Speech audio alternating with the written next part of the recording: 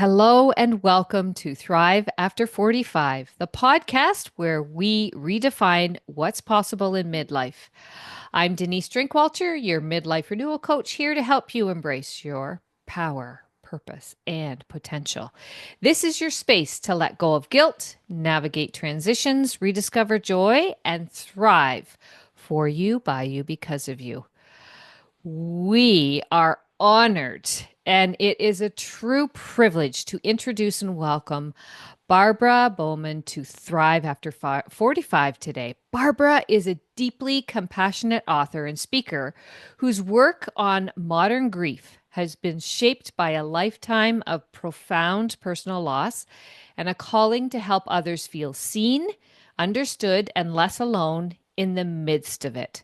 With grace and honesty, she offers guidance through the quiet discomfort so many of us feel around death and grief, helping people find the right words, meaningful ways to show up, and space to simply be present when someone is hurting.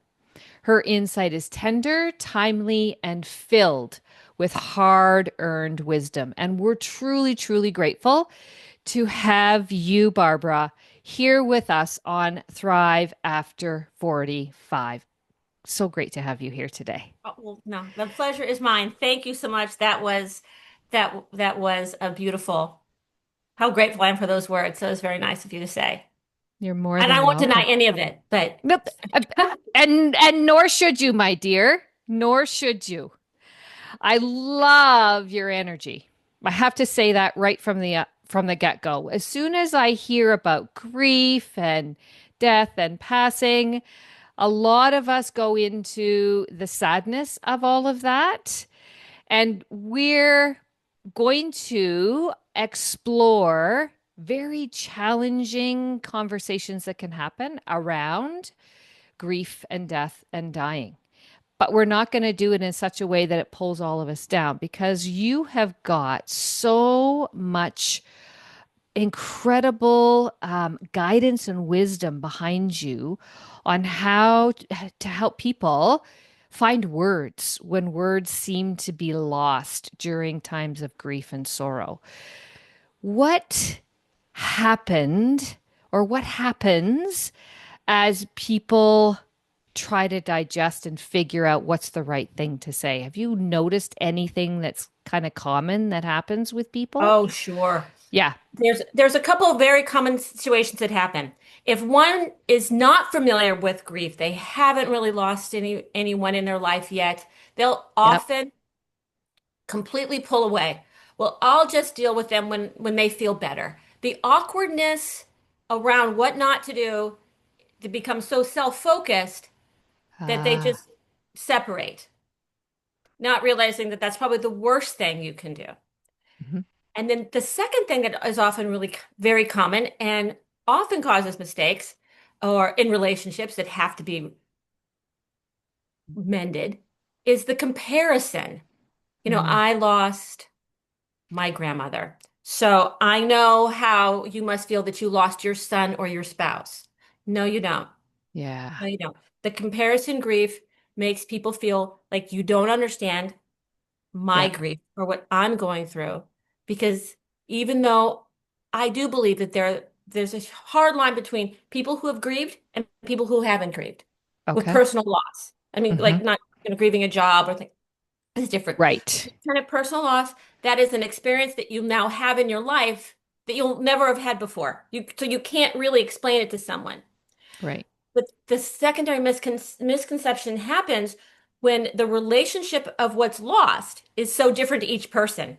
So, Yes. so in my example, if you had a grandmother that died and you're younger and she was always very elderly and older and then she was ill and you expected it, that goes along the traditional lines of life and death, and you've always waited for this to happen, and you're sad because you miss your Meemaw. Um, Right. but that depth is nowhere in comparison to a daily relationship you have with someone who may have died spontaneously especially a younger person, through a drug overdose or suicide, or car accident. These are so much more traumatic and Hmm. more deeply felt Right. especially to someone who's in that immediate family. And there's the idea that it can be different. And that's when people feel really like you just don't get me. And now that friendship may be severed. And I just don't want that to happen to anyone. Right. Right. But so there's a lot of ways to get around that. And I Yeah. think that's one of the things in the book that I talk about is to don't make that mistake. Don't compare, just be there for them in their grief. And don't, even though you want to feel like I understand, you really don't. You can Hmm. understand in another way, but not in a comparison. Really, really like what you're saying in terms of that comparison piece.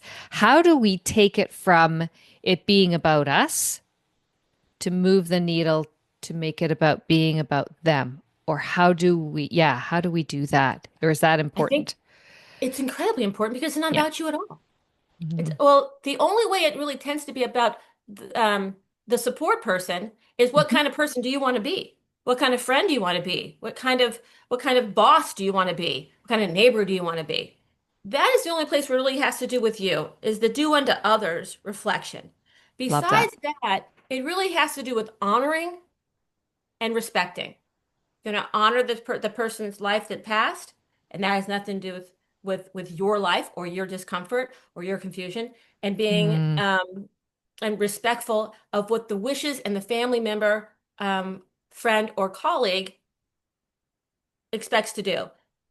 And by that, maybe you have a colleague at work who's someone has passed, but they're of a different religious sect and you don't understand what to do. You still fair.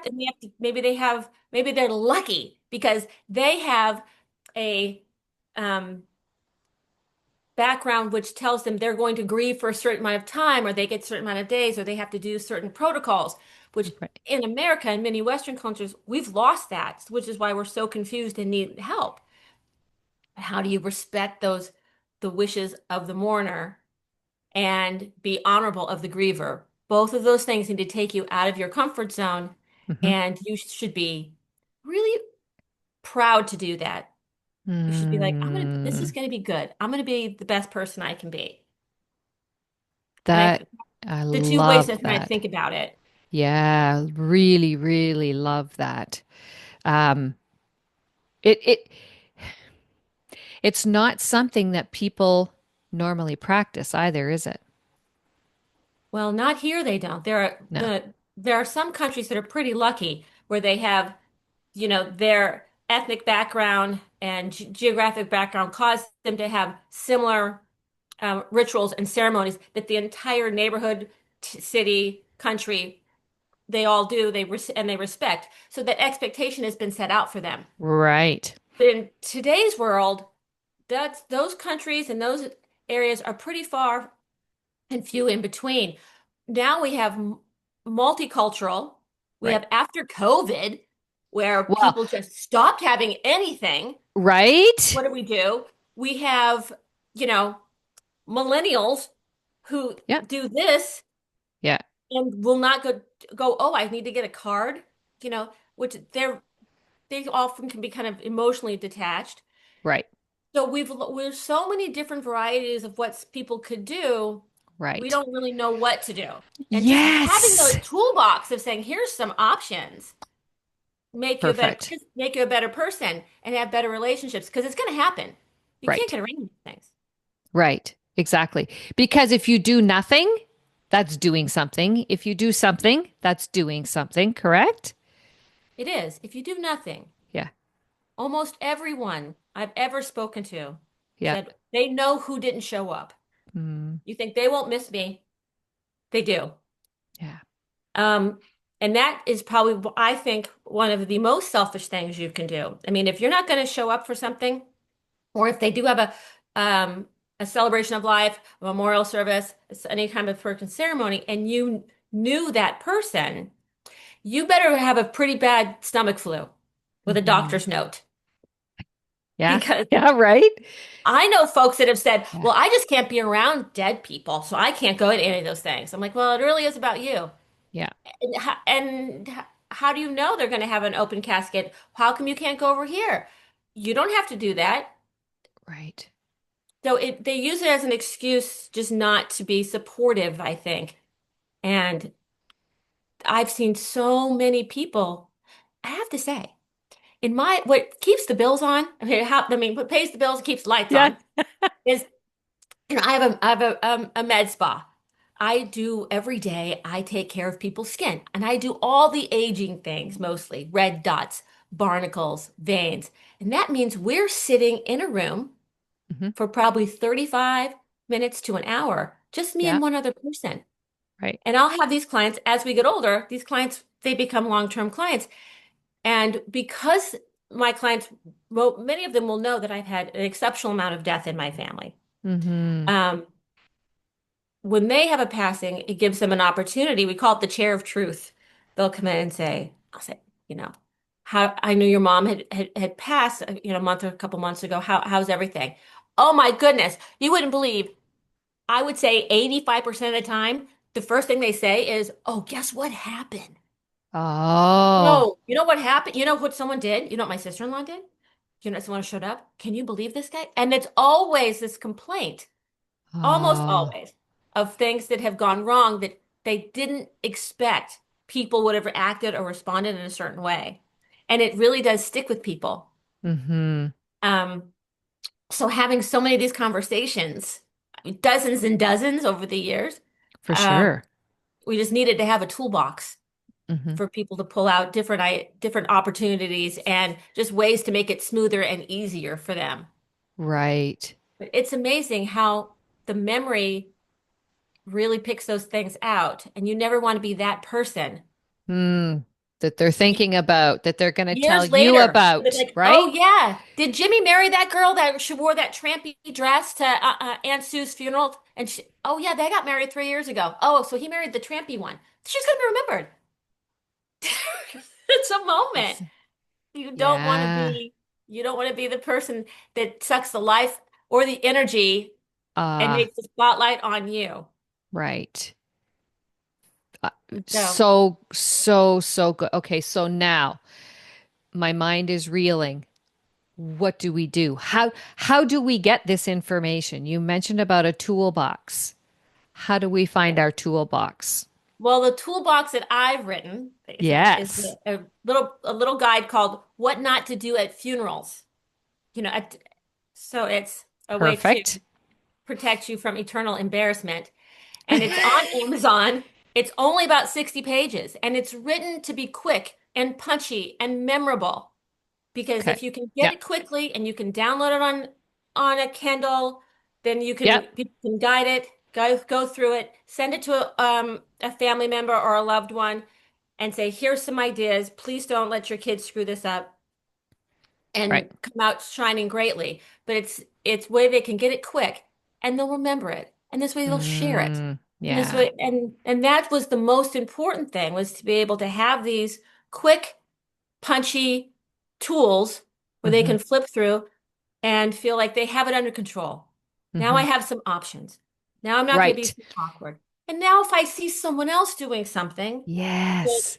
I can help cover for them, Right. it all becomes about relationships, because this is one where you can really build longer lasting relationships because you showed up in a way that was honoring and respectful and you helped other people. Love that. Yeah. That's the ultimate kind thing to do when someone Of is going, course. when people are going through things that are really difficult. Hmm. Hmm. So, So it's quick and easy.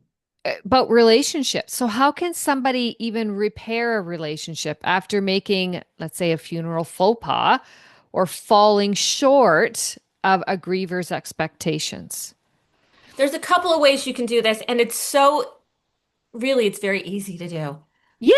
We First of like all, just own ease. it. Just own it. Just own it. We all screw up. Just own it. And if they get upset, that's okay too. Yeah. Let's say, and I mean, there's a couple quick examples, been like last Yeah. funeral happens all the time. People get nervous. Um, I had someone say they were in the pew, and their aunt, the sister of their uncle Yeah. that had died, was giving a very heartfelt eulogy, and they started talking a memory of their uncle doing something funny, and they started laughing, and they got the evil eye, and they're mortified. You just have to walk right up to her afterwards and say, Mm-hmm. always remember it's the relationship. And Yes. I can't remember her name. And I'm so sorry for laughing. We were talking about Uncle Joe's at Easter, and every time he put that jelly bean up his nose, and I wonder if he still has the jelly bean up his nose right now. And we love him so much. And so now you're thinking of it's about him. It's about the life and love that he gave. Right. You weren't joking about someone's hair. You go up and apologize, tell them how much you love that person and that you Yeah. love them and hug, and that's it. It's Yeah. over. They Yeah. know it wasn't about them. If you didn't show, and I had a friend Mm, who I thought would show, and she didn't show. mm, She dropped off some food the day after my son died, and she didn't show up again. And she was my best friends.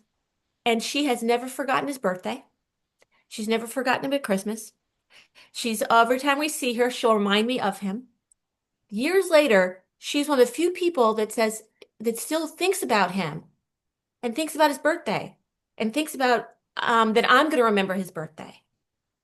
No one does that. So she wasn't there in the moment, but she's been there in the long haul. So if you thought, wow, later on I've read Barb's book and I've realized, wow, maybe this is why they never really talk to me so much anymore. I thought I was just giving them space or I didn't know what to do, but I did drop off food. But now she doesn't talk to me anymore. Well, show up. mm-hmm. Memories keep that person alive, and it's someone we love.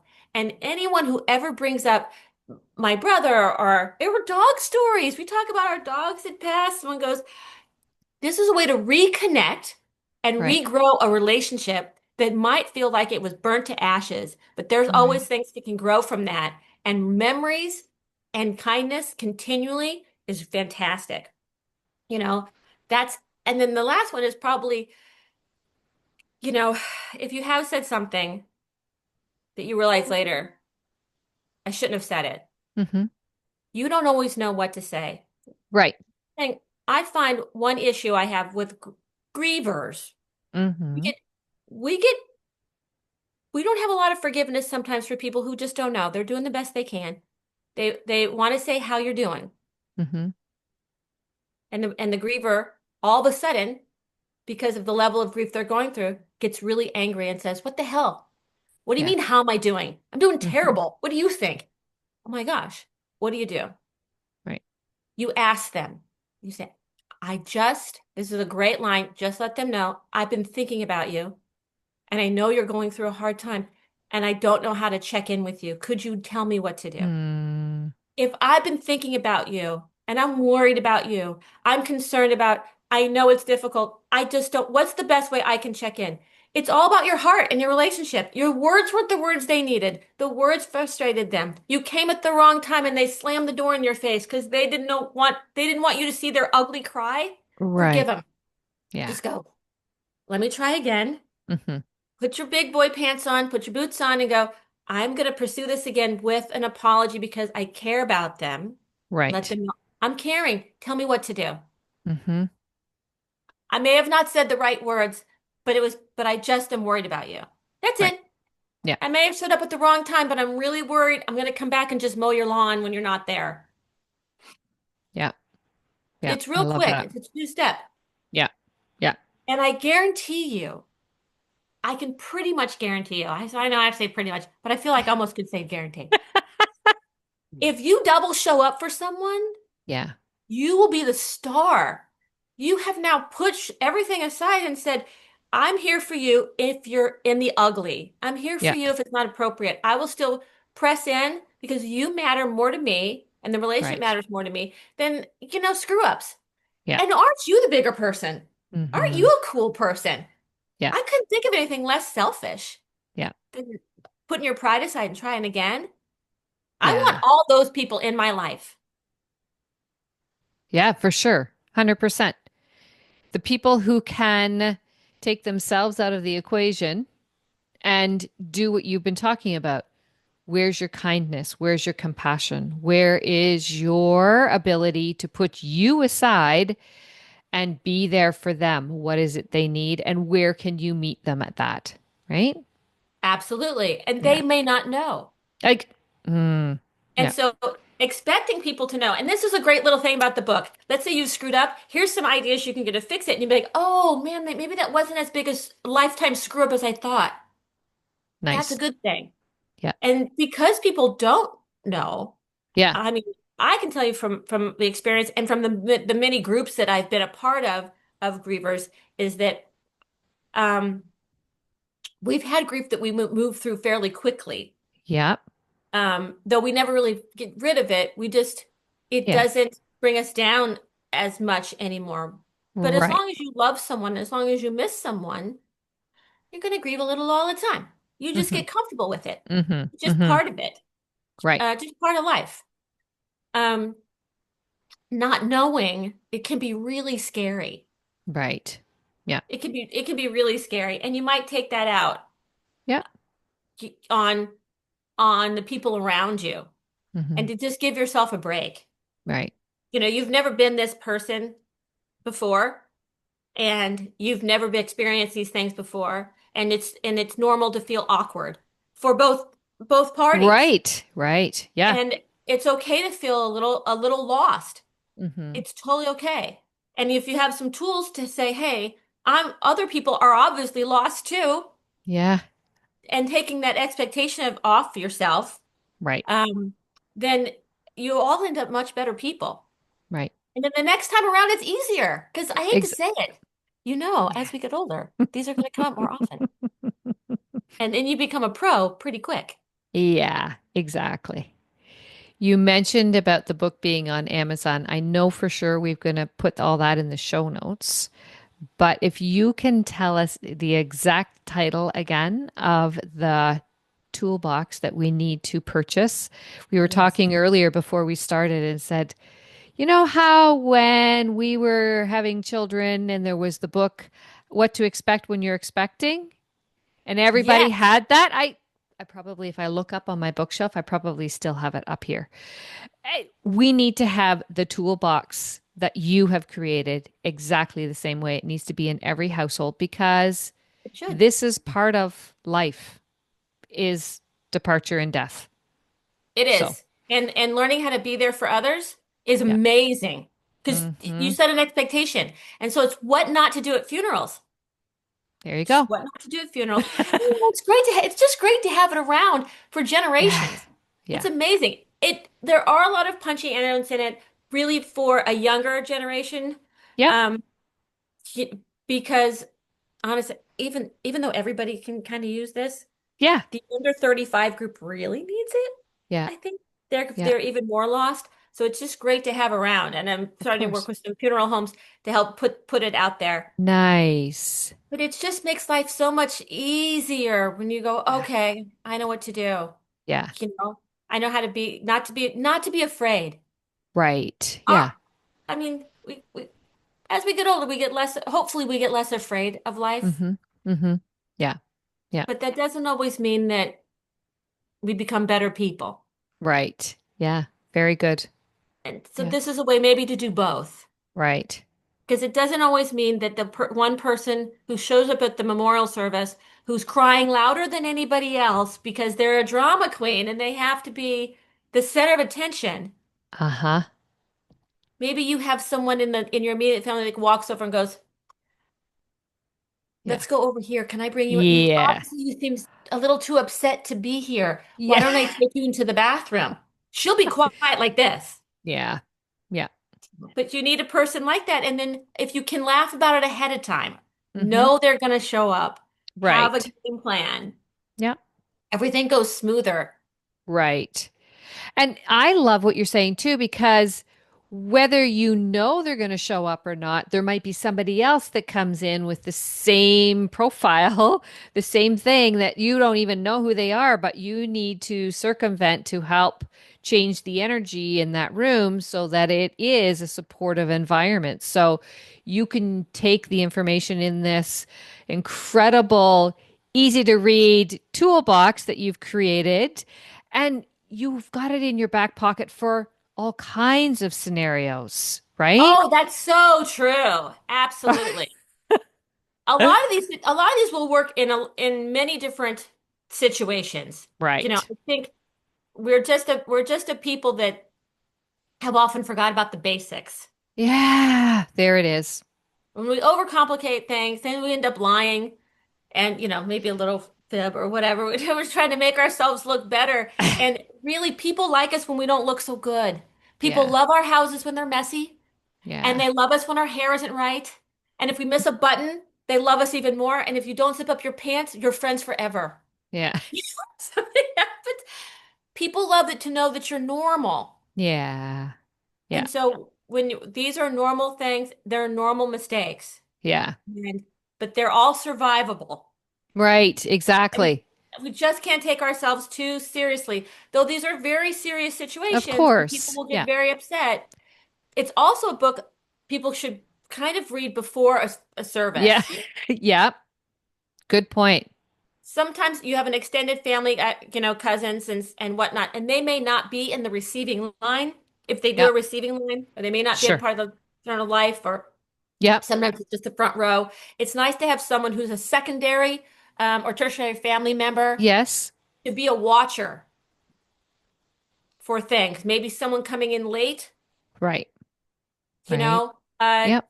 someone who's got children maybe start crying because or love Mm, the echo in the church if it's or they're like, sure. "Phew, ooh," and you're like, "Not Yeah, now." yeah, yeah, yeah. Someone to help manage some of these things that can happen Right. and just to help things move a little smoother. And I've done Yeah. that. I've done that at a couple of Mm-hmm. services. Yeah. You know, someone come in and you see that it's making someone more upset, that Right. they don't know what to say or do. They don't know how to get away from this person. Yeah. Yeah. Yeah. And inevitably the person will try to pull up a chair next to them and want to Yeah. sit down. You're like, "Oh, you're just making Yeah. it." Yeah. Yeah. Yeah. Read the It's room. Read the room. I've got it. Yep. I know. There's people who just don't. But and absolutely, I mean that's what makes the world go round. However, the tips and strategies that you have give you an opportunity to see how you can be that support. How can you Yes. help make this um, less stressful? How can you impact in a way that makes everything go more smoothly in whatever way that can be? The And two how are biggest you going to questions show up? exactly, and people don't know how to show up even when they write a card, I find out. The two biggest questions that I get are Okay. what can I say other than I'm sorry? Like, I just want to say I'm sorry. I want to say I'm sorry. And people on the other side say, I heard that so many times. I don't want to say I'm sorry. Hmm. And do I really have to go? How can I get out of going to an event? Mm, And that's easy. You can't. yeah. Yeah. So you can't. Yeah. No, go. Yep. Go. Yep. There's your Stomach answer. flu, hospital, car accidents. You got to be completely incapacitated, or you better just Right. Yeah. change your name. Yeah. Change your Facebook page. Get a new zip code, get a new postal code. Yep. But I think Yeah. in if I could take all the options that I have in the book of things to say, and there's even more, I'll probably add a few more on. I believe if you want to find something other than I'm sorry, say anything about the person. If there's a person at Mm, work, we really miss Joe at work. It was always a good joke. I always had a great joke for yeah. the day. Something personal. That's all it matters. Yeah. I'm hurting every time I think about it. Mm-hmm. It's not a comparison. Mm-hmm. Mm-hmm. Yeah. Just the first thing that comes to Right. mind is really the best thing. As Mm-hmm. long as it's not like, I Yeah. wonder how they died or, Yeah. something appropriate. The first thing, people always forget the first thing because it seems too real. It seems too Right. personal because it makes them sad. Right. I was going to say it probably makes them connected to their sadness, which is what we talked about in the beginning. It's not about you, it's about the other person, but you're reframing that all together to help it make a connection so they can hear the impact that person has had in your life, right? Yes, if you say, I'm hurting every time I think of you guys. Well, now Hmm. you're sharing in their grief and they know Yeah. that that you care for them. That's a Yeah. supportive way of Perfect. saying it.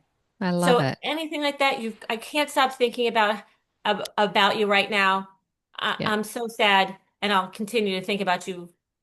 forever. Yeah. Boom. Yeah. The Not a first big, thing in your mind is always the best, and it surprises to me how many people don't think that's what they should write. Yeah. So And great, great just keep it about the information. Yeah. relationship. Yeah. Yeah. I love it. I love it. Thank you so much, Oh, Barbara, it for was so this fast. conversation. We don't mess around here. There's so much more.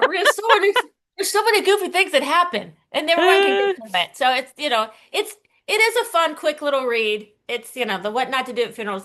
It's really I think Yeah. it's getting more and more popular, and the conversations are fun. Yeah. And honestly, the fact that you have gone through so much loss in your life and you're able to help others show Yeah. up for other people who are going through challenging times with grief and death is so, so valuable. And I am so grateful our paths have crossed to have this snippet conversation. We will come back together again. I know it. I know there's other things coming in the near future that you are busy creating and crafting right now because I love your ideas of make it simple, don't make this such a big deal, but do Oh it yeah. properly, right? I have to tell you, I can't, when someone says, you look at, here's three things you should say every day to make your life easier. And then you look down at the corner of the little video and it says 45 minutes. I'll click. If, why can't you tell me that in 5 minutes? It's only three words. Just give me the information and let Yeah. me start in on it. Yeah. I am, I hate to say it, and maybe your colleagues will realize this. I'm an American. We don't read instructions until we can't find all the space. I just I just know how to do it. Just let me jump in and start. Give me the Yeah. tools that I need Yeah. with without the drama, and I can use them to the best of my ability. And it's quick and simple. And then life goes on, hopefully better. Exactly. And if you need more, you can find out how to reach you, right? Like if they need more information or Absolutely. need to ask you specific You can questions. go to boheart.com. Yeah, Um, and the information's also, what not to do at funerals, as well as Amazon, but also at boheart.com, where I'll start have some other books and presentation information and things like that they can nice. find. If they have any questions, they can always email me or contact me through there, and I'd be thrilled to get back to them. Good or bad, Perfect. I can't wait. Exactly. Exactly. Thank you so much for your time today, Barbara. It's always a pleasure to see your smiling face on the other side of our screen. Okay. Make sure that you follow Thrive After 45 so you don't miss any of these nuggets of gold that are shared. And we have such a variety of guests. It has been an honor and a privilege to share space today with Barbara and her wisdom behind being real around death and grief and supporting people to move in the way that is best for them. It's not about you. How could you show up and support others in their grief? Take care of yourselves. Make sure you do something for you, by you, because of you today and every day. And we will see you on the next show. Goodbye, everyone.